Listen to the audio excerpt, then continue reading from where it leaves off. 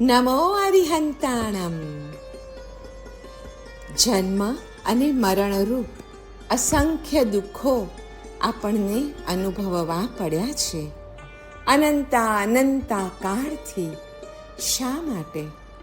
કારણ કે સ્મૃતિ સંસ્કારની જેમ કર્મ સંસ્કારથી જાતિ, આયુષ્ય અને ભોગરૂપ વિપાક પેદા થાય છે.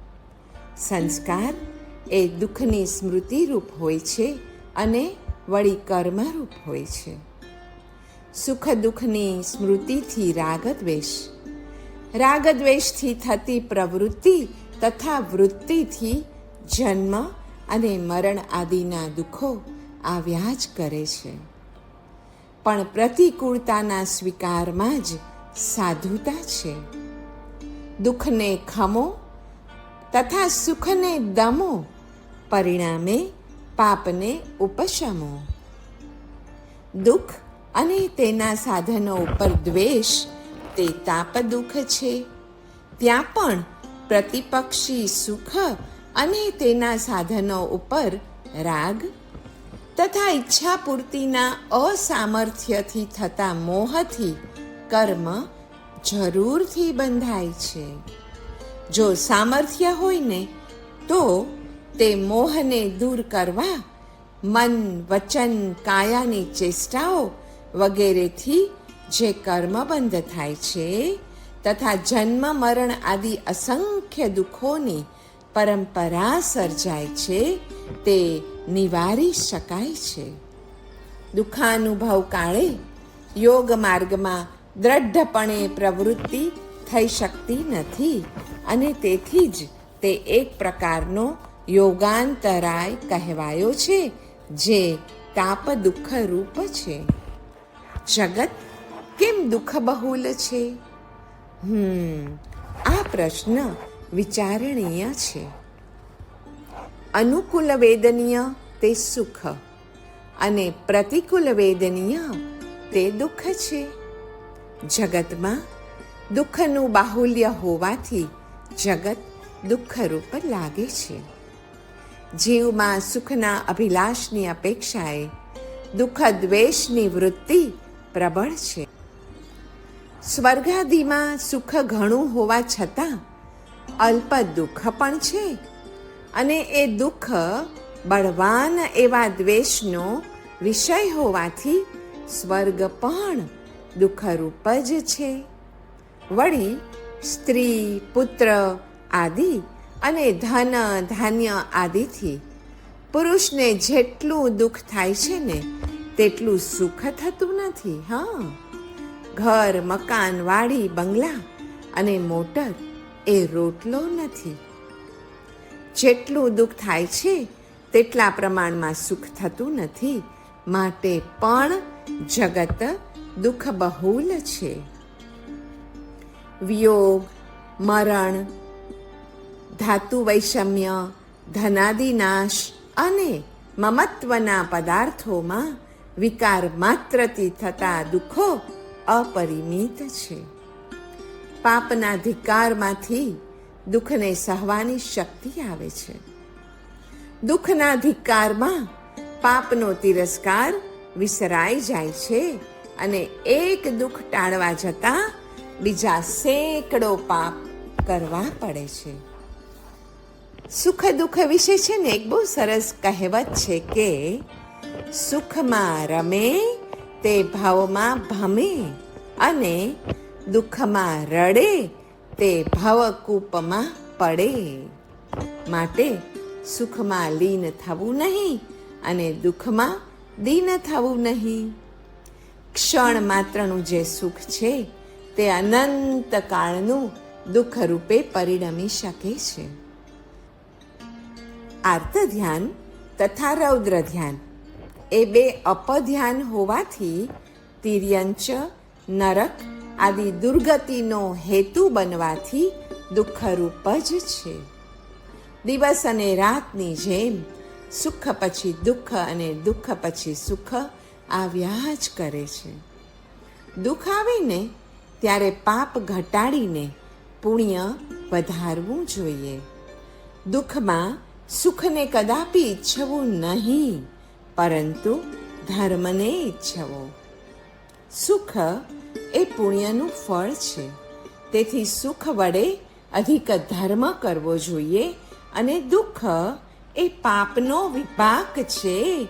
એટલે દુઃખના સમય વખતે પાપનો પરિહાર કરવા પૂર્વક તપ ધર્મનું સેવન કરવું જોઈએ. આ હું વારંવાર કહું છું. જે દુઃખમાં દીન ન થાય અને સુખમાં અભિમાની ન થાય, એ જ સાચો એજ્યુકેટેડ પર્સન, ભણેલો માણસ છે. જે સુખ અનંત છે તે સુખ જ સત્ય છે, પણ જે સુખને અંત છે તે સુખ મિથ્યા છે. ઈચ્છિત વિષયની પ્રાપ્તિથી થતું સુખ તે સુખ નહીં, પણ દુઃખનો પ્રતિકાર માત્ર છે.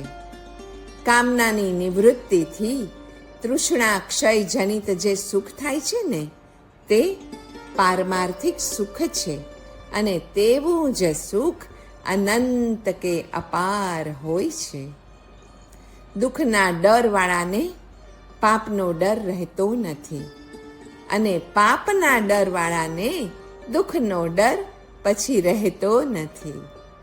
સુખના લોભવાળાને ધર્મનો લોભ રહેતો નથી, અને ધર્મના જ લોભવાળાને પછી સુખનો લોભ હોતો નથી. દુઃખ વખતે સમર્પિત થાઓ અને સુખમાં સમર્પણ કરો. મનગમતું બને તે સુખ અને અણગમતું બને તે દુઃખ. એ વ્યાખ્યાને અનુસારે જેને દુઃખ ન જોઈતું હોય ને, એણે જે કાંઈ બને તેને મનગમતું બનાવવું, અને જે કાંઈ ન બને તેને અણગમતું બનાવવું અને અણગમતું ગણવું. ચક્રવત પરિવર્તન તે સુખાની ચ દુઃખાની ચ. સુખ દુઃખનું પણ ચક્ર છે, સમયનું પણ ચક્ર છે. દુઃખ વૃત્તિ તો હેય છે જ, એ તો ત્યાગ કરવા લાયક છે જ, કિંતુ સુખ વૃત્તિ પણ દુઃખ મિશ્રિત હોવાથી હેય જ છે.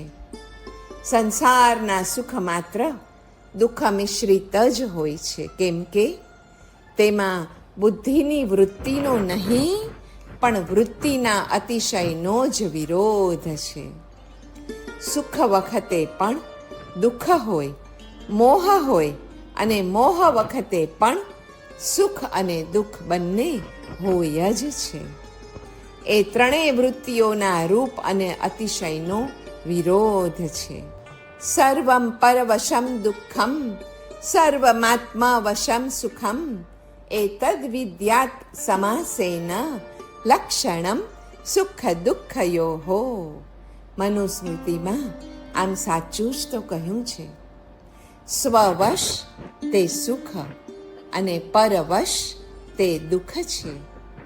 આયુષ્ય કર્મ એ જીવાડનાર છે, અને જન્મ એ સુખ આપનાર છે.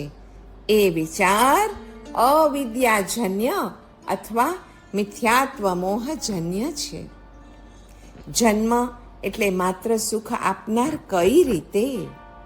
આપણને જીવાડનાર આયુષ કર્મ નહીં, પણ મારનાર એ આયુષ કર્મ છે. અને જન્મ એ સુખ કરનાર નહીં, પરંતુ આ સંસારની સર્વ વિટંબનાઓને આપનાર છે. સુખ આપનાર મોહ કર્મ અને અંતરાય કર્મનો જ ક્ષય છે. એ સિવાય સુખ ક્યાં મળે છે?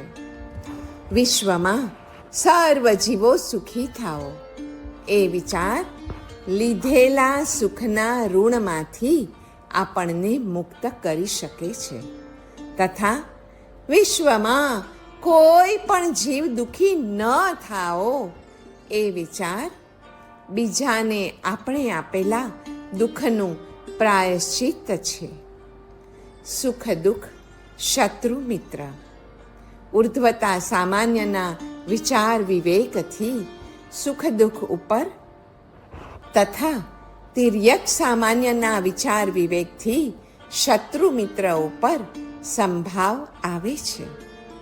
આત્મજ્ઞાન ચિત્ત શુદ્ધિ ઉપર અને ચિત્તની શુદ્ધિ નિરહમતા ઉપર આધાર રાખે છે. અહમતા હોય તો ચિત્ત અશુદ્ધ જ રહે છે. સુખ દુઃખ તથા રાગ દ્વેષ. સુખ દુઃખનો ભોગ નહીં, પરંતુ સદુપયોગ કરવો જોઈએ.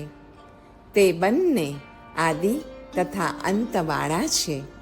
તેથી બંનેથી અતીત જે જીવન છે એ જીવન છે જ, તેનું અસ્તિત્વ છે જ.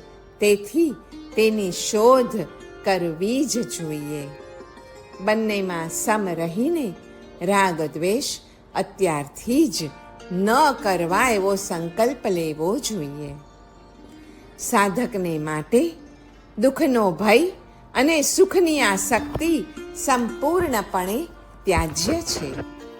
સુખ દુઃખનું ચિંતન જો કરીએ ને તો સૌને અનુભવ છે કે પરતંત્રતામાં મળતા સુખ કરતાં સ્વતંત્રતામાં મળતું દુઃખ શ્રેયસ્કર છે. સુખથી માત્ર વૃત્તિને એક જાતની અનુકૂળતાનું ભાન થાય છે, પણ દુઃખથી સત્સુખને પ્રગટાવનાર સાચું જ્ઞાન થાય છે. દુઃખનું ચિંતન એ જીવભાવનું ચિંતન છે, જ્યારે સુખનું ચિંતન તો બ્રહ્મભાવનું ચિંતન છે. દુઃખનું ચિંતન કરનાર પોતાના જીવભાવને સ્થિર રાખવાનો પ્રયત્ન કરે છે, પણ સુખનું ચિંતન કરનાર તો સ્વબ્રહ્મત્વને અનુભવી શકે છે. પોતાને દેહ સ્વરૂપ માનવું તે પોતાના જ્ઞાનનો, આત્મજ્ઞાનનો અનાદર છે. દેહભાવથી જ ઈચ્છા ઉત્પન્ન થાય છે. દેહભાવથી જ ઉત્પત્તિ થાય છે દ્વેષની, સુખની, દુઃખ આદિ વિકારોની. પણ સુખ એ આત્માનું નામ છે. હાજી, સુખ એ આત્માનું અપર નામ છે. સુખ અને દુઃખ એક જ ઈચ્છિત વસ્તુના બે છેડા છે. દુઃખની તીવ્ર લાગણીને વૈરાગ્ય માનવી તે ભૂલ છે. સુખ દુઃખના વૈધાનિક સત્યો જોઈએ તો દુઃખ એટલે જે ન ઈચ્છવા છતાં આવે તે, અને સુખ એટલે જે ઈચ્છવા છતાં પણ આપણી પાસેથી ચાલ્યું જ જાય તે છે. એ રીતે દુઃખનું આવવું અને સુખનું જવું એ વૈધાનિક સત્યો છે. પ્રકૃતિનું નૈસર્ગિકી વિધાન છે.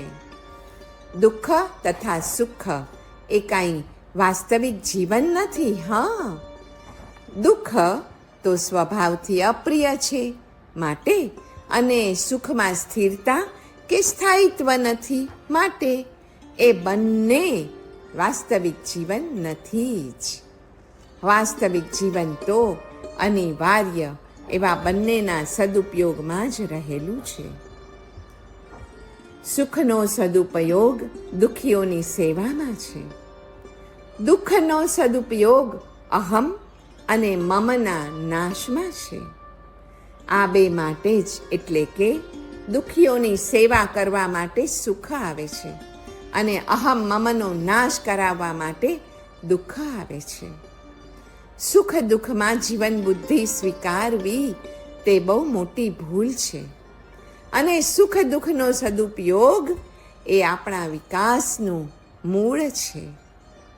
દુઃખથી ભયભીત થવું અને સુખમાં આસક્ત થવું એ ખરેખર તો માનવ મનનો પ્રમાદ જ છે.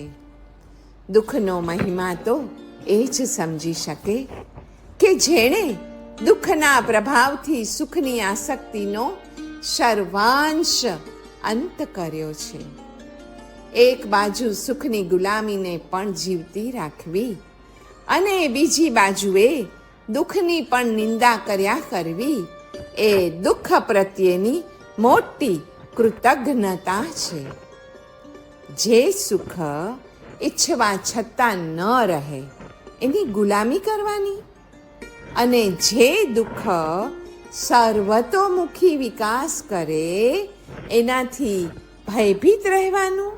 અરે આ તો સાધકને માટે મોટામાં મોટો પ્રમાદ છે.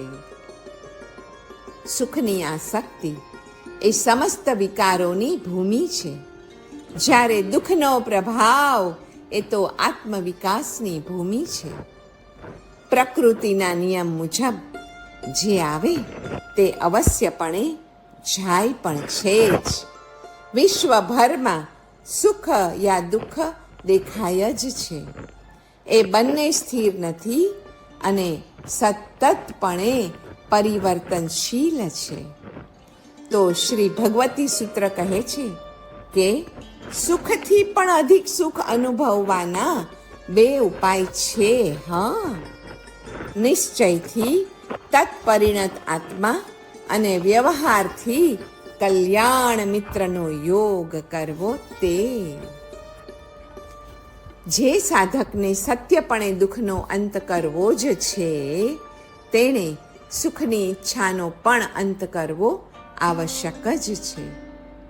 સુખની આસક્તિનો અંત દુઃખની અપરિહાર્યતા અને ઉપયોગિતાના સ્વીકારમાં છે. દુઃખની આવશ્યકતાને ન સ્વીકારવી અને તેનાથી ભયભીત રહેવું એ તો આપણી ભયંકર મોટી ભૂલ છે. સુખના પ્રલોભનમાંથી જ દુઃખનો ભય જન્મે છે. એટલે જ દુઃખની વાસ્તવિકતાનો સ્વીકાર અચૂકપણે કરવો જ. માનવ જીવનનું સર્વોચ્ચ ધ્યેય તો એ જ છે કે સુખ દુઃખથી અતીત એવા જીવનની સાથે અભિન્ન થઈ જવું. સુખની લોલુપતાનો નાશ કરવામાં દુઃખની ઉપયોગિતા છે. દુઃખ સર્વોત્કૃષ્ટ સ્થિતિ પ્રાપ્ત કરવામાં પરમ હેતુરૂપ બને છે. એટલે જ માનવ માત્રનું કર્તવ્ય છે કે અનિચ્છાએ પણ દુઃખાનુભૂતિ કરાવનાર તત્વ પ્રત્યે કૃતજ્ઞ રહેવું. આપણને જ્યાં સુધી સુખનું પ્રલોભન છે ને ત્યાં સુધી દુઃખ પણ અવશ્યંભાવી છે. ટેક અને નેક એ બે હોય ને તો પછી ભગવાન સદા આપણી સહાયમાં રહે જ છે અને એ પછી સુખ અને દુઃખ આપણને કાંઈ કરી શકતા નથી. સાધકે પોતાના સુખ પ્રત્યે નિરપેક્ષ રહેવું, પણ કર્તવ્ય કર્મ પ્રત્યે નહીં. હા, કર્તવ્ય કર્મ કરતી વખતે તો સ્વસુખનો જો પરિત્યાગ કરવો પણ પડે ને તો તે ખુશીથી કરવો. પારલૌકિક સુખના કારણભૂત પુણ્ય પ્રત્યે પણ નિરપેક્ષ રહેવું. કેમ કે ક્ષીણે પુણ્યે મર્ત્યલોકમ વિશંતિ. જો એમ સદ્દહવામાં આવે ને કે પોતે બાંધેલા પાપના પ્રમાણમાં તો મને આવેલું દુઃખ બહુ ઓછું જ છે, તો પછી દુઃખને સહન કરવાની શક્તિ આવી જ જાય. એટલે સદૈવ કાળ એમ જ વિચારવું કે દુઃખ ગમે તેટલું મોટું હોય પણ પોતાની અયોગ્યતાથી તો ઓછું જ છે, અને સુખ ગમે તેટલું થોડું હોય પણ પોતાની તે માટેની યોગ્યતાથી તો હંમેશા વધુ જ છે, મોટું જ છે. સુખ આવે ને એ સમયે ભગવાનની દયા માનવી, અને દુઃખ આવીને તે વખતે ભગવાનની કૃપા છે એમ માનવું. કારણ કે તો આપણે વધુ ને વધુ ભગવાનનું નામ લેશું, જે આપણા સર્વ પાપનો નાશ કરનાર છે, જે દુઃખનો પણ પ્રાંતે નાશ જ કરે છે.